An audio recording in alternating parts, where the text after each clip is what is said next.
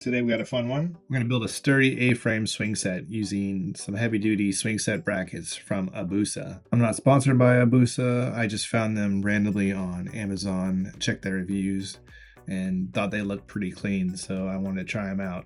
And the main reason for this project is to give my daughters their very own swing set in the back that they've been asking for a while now. Thought it'd be a perfect opportunity to try and build something. I initially went to Amazon to check to see what they had, and I came upon a couple different brackets that I liked.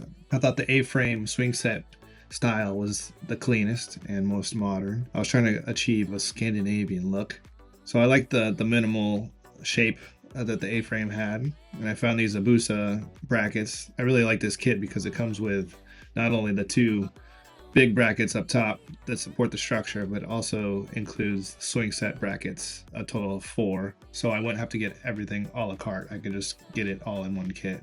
It was a little spendy at $94, but I really wanted something that I could put up quickly, and that was very simple.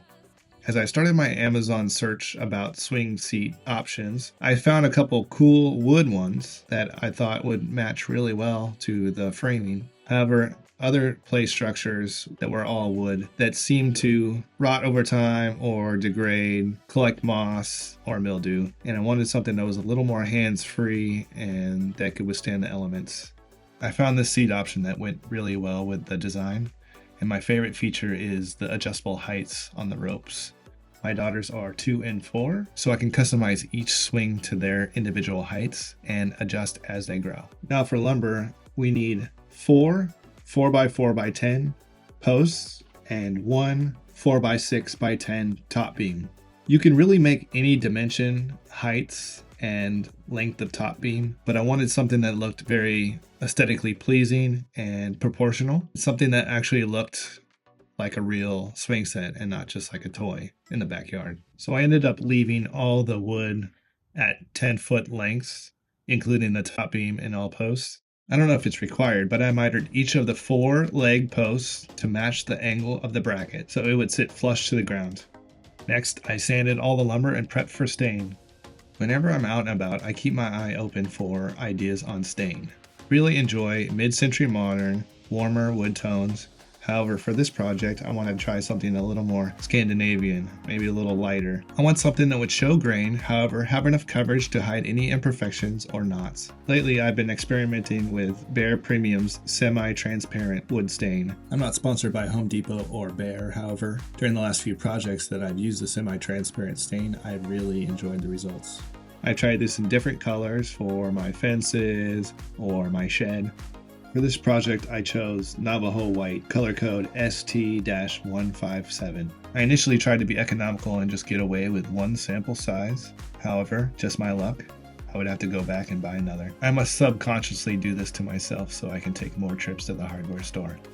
With all the lumber cut, let's lay out our pieces to see what we have. First, I attached the top beam brackets to each side so they're flush with the ends.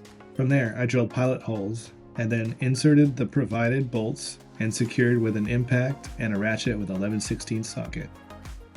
With the top beam brackets in place, because I was alone, I picked one side and put 2 of the 4x4 legs in each side, making sure the mitered bottoms matched with the angles so they would sit flush on the ground once erected. I secured the legs into the brackets with pilot holes and then with the bolts provided. The biggest concern for me, which I saw on some of the Amazon reviews, was cracking of the brackets due to stress from the lumber. This was really apparent when I was alone and trying to finagle the legs in place with the top beam attached. There was a lot of pressure put on all the joints. What I did to remedy this was I took a cross piece about midway through the legs and tied them together using ratchet straps just to support itself while I moved everything into place. And then the sketchiest part for me while working alone was how to get this heavy 4x6 top beam and 4x4 legs upright so I can put the other 2 legs inside the brackets. With my cross bracing in place, I put a ladder closer to the side that I needed to finish. I then picked up the 4x6 and climbed the ladder using it as a brace to put the other 4x4 legs inside. It's definitely not recommended. Be a lot better to have someone help you during this process. Now with all 4 legs in the brackets, I secured the remaining 2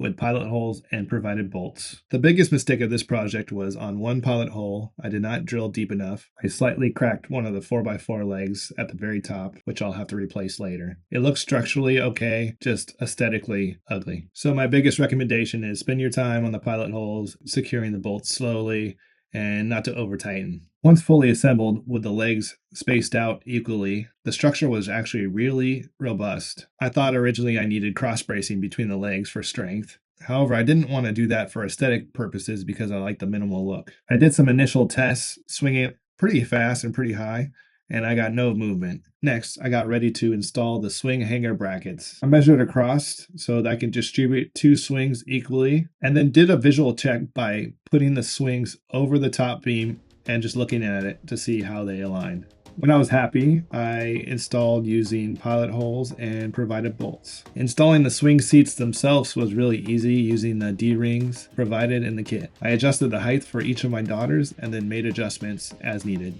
And there you go, a full swing set in your backyard. Really happy with this project and how it turned out. My daughters love it, and I think aesthetically it looks really simple and clean and really fits the look of our house.